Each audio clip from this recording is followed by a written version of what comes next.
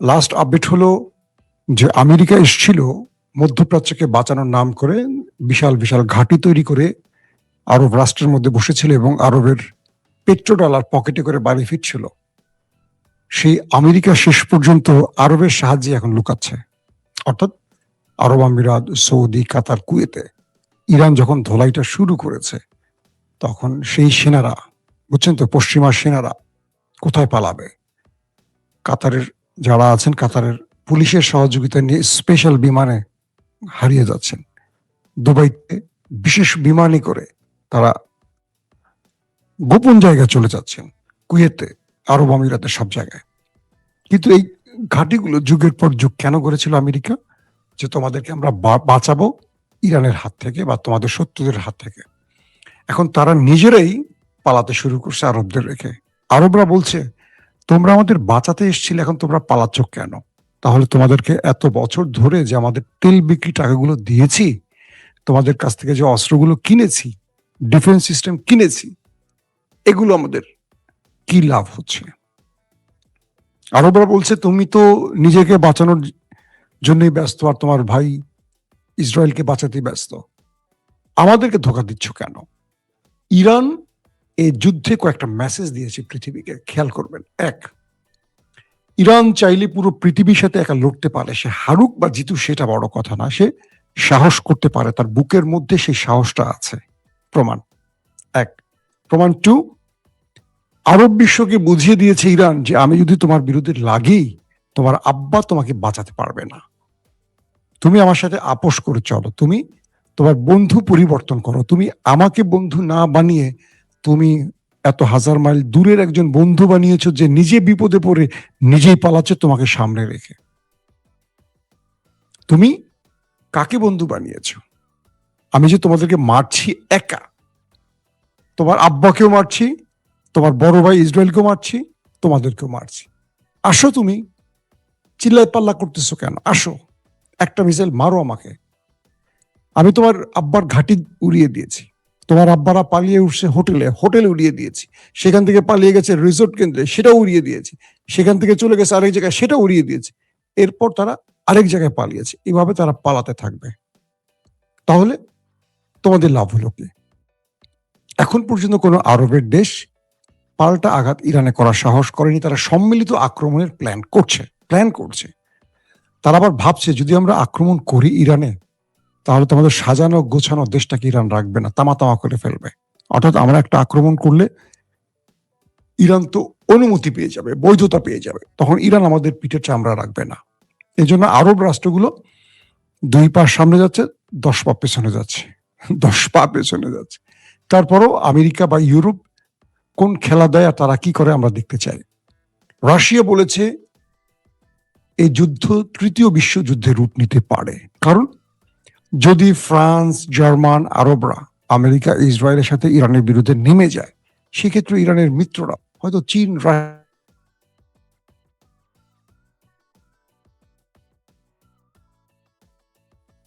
আবার প্রবলেম।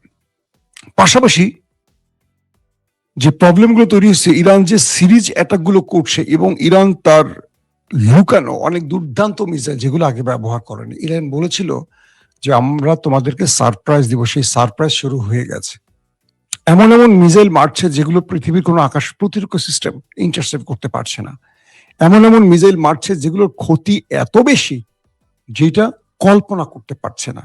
কারণ ইরান এর আগে যে মিসাইল ব্যবহার করেছে, সেই মিসাইলের ক্ষতির পরিমাণ মোটামুটি সবাই আন্দাজ করেছে।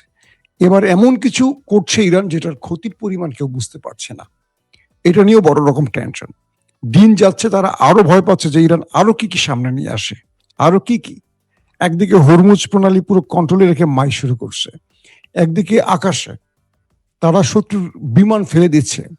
কুয়েতে দেখলেন, যদিও ফ্রেন্ডলি বলছে, এটা ফ্রেন্ডলি ফায়ার, কিন্তু ধারণা করা হচ্ছে এটা ইরানি ফেলে দিয়েছে। পাশাপাশি আমেরিকা ড্রোন ফেলে দিচ্ছে, দখলদারদের ড্রোন ফেলে দিচ্ছে। সবকিছুর মাঝে খবর আসছে যে পশ্চিমাদের, ট্রাম্প কাকুর প্রচুর সেনা নাকি ওপারে চলে গেছে। দখলদারদেরও অনেক ক্ষয়ক্ষতির খবর আসছে। এর মধ্যে সবচেয়ে বড় প্রশ্ন হলো, আজকেও পেন্টাগনের প্রধান, মানে যিনি এই যুদ্ধের প্রধান, তিনি সাংবাদিকদের সামনে হাজির হয়েছেন। Chief of staff chairman general, যার নামটি আমি গত দুদিন আগে আপনাদের বলেছি, তিনিও গণমাধ্যমের সামনে এসেছেন। তিনি বলেছেন, আমি ট্রাম্পকে বলেছিলাম এই যুদ্ধে আমাদের জয়ের সম্ভাবনা কম, তারপর তিনি যুদ্ধে নেমেছেন। আমাদের ব্যাপক ক্ষয়ক্ষতি হচ্ছে, কিন্তু আমরা যেহেতু যুদ্ধের মাঠে আছি, আমাদের লড়াইটা চালিয়ে যেতে হবে। পেন্টাগনের প্রধান বলেছেন, হে ইরানবাসী, আমাদের কাজ আমরা করে দিয়েছি, এবার তোমরা রাস্তায় নামো। তার মানে রেজিম চেঞ্জ ঘটাও। আমেরিকাকে ইসরায়েল বুঝিয়েছিল যে আমরা যদি খামেনি এবং মন্ত্রী পরিষদ এবং আইআরজিসির শীর্ষ ব্যক্তিদেরকে মেরে ফেলি, তাহলে ইরানের জনগণ রাস্তায় নেমে যাবে, সরকার পতন ঘটে যাবে। কিন্তু ইরানের জনগণ রাস্তায় নামেনি, বরং তারা নিজের দেশ রক্ষা ঐক্যবদ্ধ হচ্ছে। আর রেজা শাহ পাহলেভির যারা আছেন অনুগত, তারা এখন ভয় পাচ্ছেন যে রাস্তায় নেমে কোন ধোলাইটা খাই, কারণ ইরানের জনগণ এখন রাস্তায় আছে, কাউকে ছাড় দেবে না। সবকিছু মিলে ডোনাল্ড ট্রাম্পের যে প্ল্যান ছিল রেজিম চেঞ্জ, সরকার পতনের, সেই প্ল্যানটা ব্যর্থ হয়ে গেছে। এখন ট্রাম্প বলেন, পেন্টাগনের প্রধান বলেন, ইসরায়েল বলেন, সবাই বলছে রাস্তায় নামো, রাস্তায় নামো। কেউ রাস্তায় নামছে না ইরানের। কি করণীয় এখন? ট্রাম্প আকাশ থেকে যে স্ট্রাইক চালাচ্ছে, এভাবে কখনো ইরানের সরকার পতন হবে না, মরে গেলেও হবে না। অবকাঠামোর ক্ষতি হবে, কিছু মানুষের প্রাণ যাবে, কিন্তু রাষ্ট্র দখল বা সরকার পতন হবে না। কি করণীয় আছে এক্ষেত্রে? আমাদের সামরিক বিশেষজ্ঞরা বলছেন যে এক্ষেত্রে আমেরিকাকে স্থল অভিযান চালাতে হবে। আমেরিকা ইরানে স্থল অভিযান চালাতে পারবে?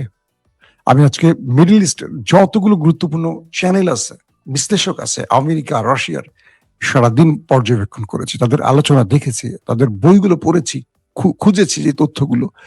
ভৌগোলিকভাবে ইরান এমন একটি পজিশনে আছে, চারদিকে পাহাড় পর্বত বেষ্টিত।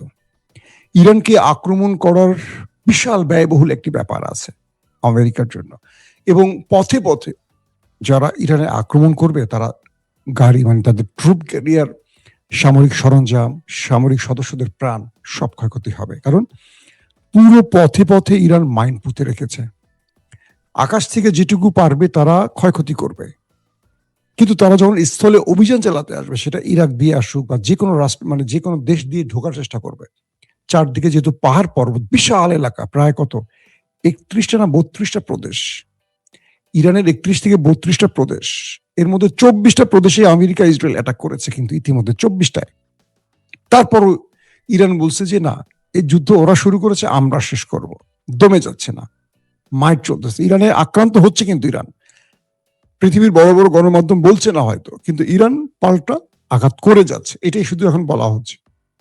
এখন যে বিষয়টা তৈরি হয়েছে যে ইরান যত রকম বাধা আসুক, তারা বলছে যদি আমেরিকা স্থল অভিযানে আসে, আমরা অপেক্ষায় আছি।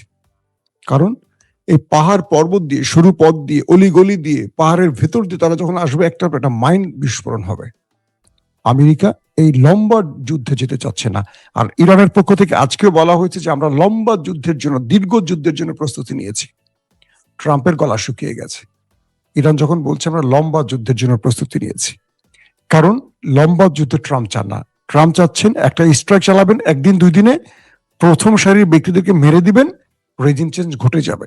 কিন্তু ট্রাম্প, ইসরায়েল বা যারা যুদ্ধের মূল পরিকল্পনাকারী, তারা বুঝতে পেরেছেন যে ইরান দমে যাচ্ছে না বা দমে যাবে না। ইরান আর 7 থেকে 10 দিনে যুদ্ধ চালিয়ে দিলে পুরো মধ্যপ্রাচ্য অচল হয়ে যাবে।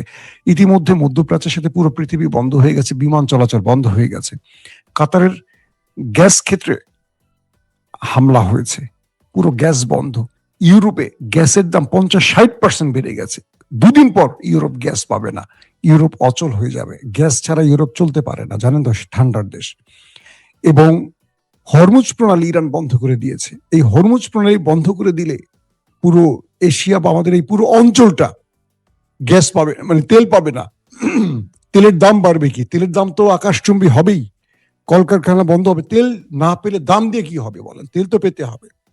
আবার ধরেন, যেটা আমরা গালফ অফ এডান বা লোহিত সাগর বলি, যেটা আমি আপনাদের বিগত ফিলিস্তিনের নিউজে সবসময় বলতাম, বাবুল মান্দাফ, মনে আছে সেই বাবুল মান্দাফ নামটা? যারা আমার নিয়মিত দর্শক তারা জানেন। এই বাবুল মান্দাফটা দখলে আছে হুতিদের। এই বাবুল মান্দাফ হুতিদের দখলে, যেটা ইরানের প্রক্সি বাহিনী। ইরানের কাছে আছে হরমুজ প্রণালী, দুটোই তাদের দখলে।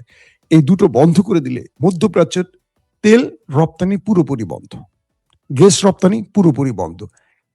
একদিকে ইউরোপ শেষ, একদিকে পশ্চিমা দুনিয়া শেষ, আমরাও তো মাইনকা চিপায় পড়বো। হয়তো মুসলিম রাষ্ট্র হিসেবে আমাদেরকে ছোটমাটো কিছু দিবে, ছাড় দেবে, ইরান বা সৌদি আরব কিছু ছাড় দেবে। তো এখন কি করবে? কারণ ইরান যে গেমটিতে নামছে এটি অল্প সময় ছাড়বে না। কারণ ইরানের পররাষ্ট্রমন্ত্রী বলছে যে না, আর কোনো ডায়লগ নয়, আর কোনো আলোচনা নয়। ট্রাম্প বারবার আলোচনার প্রস্তাব পাঠাচ্ছেন। তারা যুদ্ধ লম্বা করবেন, তারা প্রতিশোধ নেবেন এবং ইরান গেরিলা পদ্ধতিতে চলে যেতে পারে যুদ্ধ। কি কারণে? ট্রাম্প যখন দেখবেন যে কোনোভাবে আর ইরানকে কবজায় নিতে পারছে না, তিনি স্থল বাহিনী পাঠাতে চাইবেন, ন্যাটোকে নিয়েও হয়তো তিনি ঢোকার চেষ্টা করবেন। তখন চীন পুরোপুরি তালিবানদের মতো গেরিলা সিস্টেমে চলে যাবে। গেরিলা পদ্ধতিতে ইরানের সাথে পেরে ওঠার সম্ভাবনা খুব কম। লম্বা টাইম এই ইরান ইরাকের সাথে 7 থেকে 8 বছর যুদ্ধ করেছে, পুরো দুনিয়া ইরাককে সাপোর্ট করেছে, কিন্তু ইরাক বা সাদ্দাম বিজয় লাভ করতে পারেনি। তো এখন আফগানেই তো পারেনি আমেরিকা 20 বছর থেকেও। এক তালেবানদের কাছে কিচ্ছুই নেই, কয়েকটা মান্দার তামলের বন্ধু, এরা পাহাড়ে ঢুকে যেত, রাতের অন্ধকারে বেরোয় হিট করতো, আবার চলে যেত, কয়েকটা রকেট মারতো কাঁধে করে, ঠাস করে আবার গর্তে ঢুকে যেত। তো ইরান তাদেরকে এখন টেনে আনবে স্থল অভিযানে, যে আসো তোমরা ঢোকো, তোমাদেরকে আমরা প্যাকেট করে পাঠানো শুরু করব। আর পুরো দেশের মধ্যে যেহেতু পাহাড় আর পর্বত, সেনাবাহিনীর নিজেকে সেভ করার জন্য যথেষ্ট এলাকা আছে। কি পরিমাণ অ্যাটাক করবে? পাহাড়ি অঞ্চলে অ্যাটাক করে, আফগানি তো পারেনি, আফগানিও কিন্তু পাহাড়ি অঞ্চল। তো ইরানের সেনারা